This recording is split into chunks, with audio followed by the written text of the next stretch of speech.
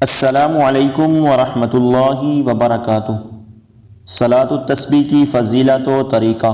حضرت ابو رافع رضی اللہ تعالیٰ عنہ سے مروی ہے کہ حضور صلی اللہ علیہ وسلم نے حضرت عباس رضی اللہ تعالیٰ عنہ سے فرمایا، چچا کیا میں آپ سے محبت کا حق ادا نہ کروں؟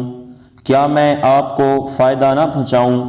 کیا میں آپ سے صلہ رحمی نہ کروں؟ انہوں نے عرض کیا، کیوں نہیں یا رسول اللہ؟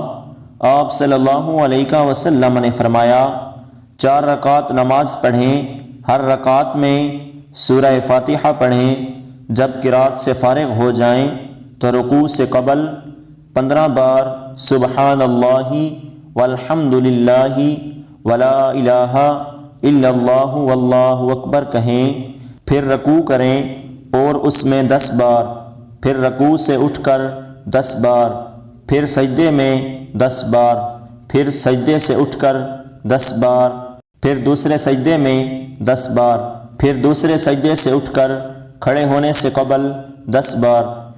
اس طرح ہر رکعت میں 75 بار ہوں گی اور 4 رکعت میں 300 بار۔